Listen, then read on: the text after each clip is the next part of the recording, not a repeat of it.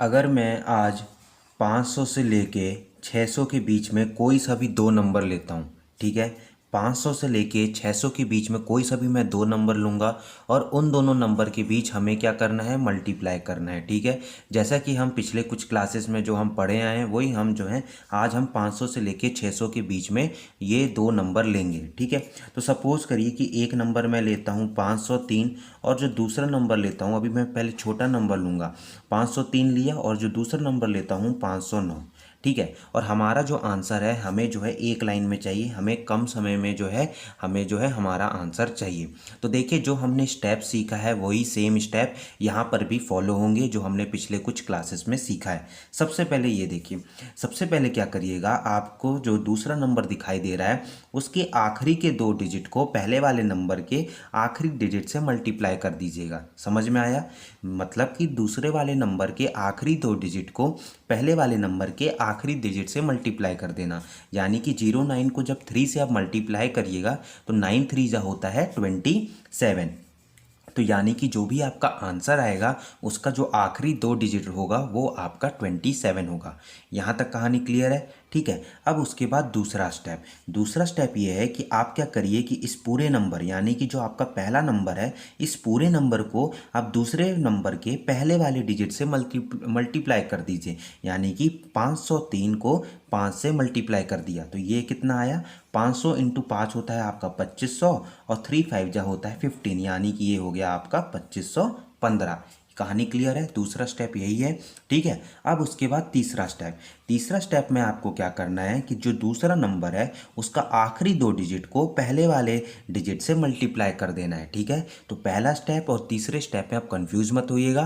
पहले स्टेप में हम दूसरे नंबर के आखिरी दो डिजिट को पहले वाले नंबर के आखिरी डिजिट से मल्टीप्लाई करते हैं और जो हमारा तीसरा स्टेप रहेगा उसमें हम दूसरे वाले नंबर को आखिरी के दो डिजिट को हम पहले वाले नंबर से पहले वाले डिजिट से मल्टीप्लाई कर देंगे। यानी कि 09 को 5 से मल्टीप्लाई करिएगा तो कितना आएगा, 45।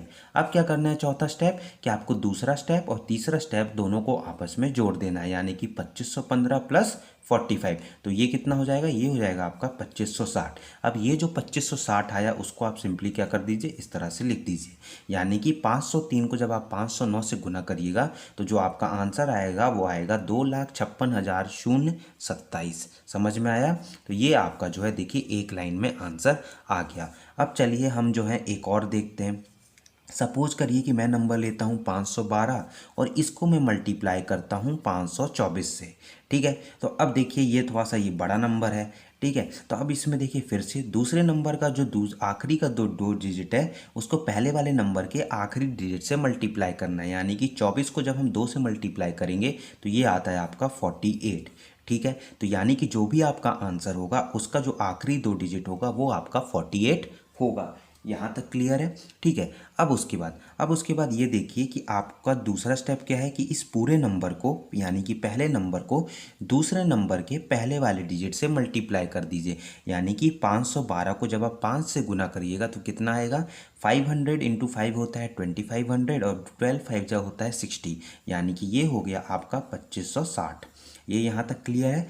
2560 क्या क्या मल्टीप्लाई किया, पहले वाले नंबर को दूसरे नंबर के पहले डिजिट से, ठीक है। दूसरा स्टेप क्लियर है। अब तीसरा स्टेप ये है कि जो आपका दूसरा नंबर है उसका आखिरी दो डिजिट को पहले वाले डिजिट से मल्टीप्लाई कर देना। यानी कि 24 को 5 से मल्टीप्लाई कर दिया तो ये कितना आया, 24 5 जा होता है आपका होता है 120। ये कैसे अब निकाला, पहले आप क्या करिए कि 20 इंटू 5 निकालिए, फिर 4 इंटू 5 निकाल दीजिए। ये देखिए इस तरह से कैलकुलेशन किया करिए, कैलकुलेशन आपका आसान होगा।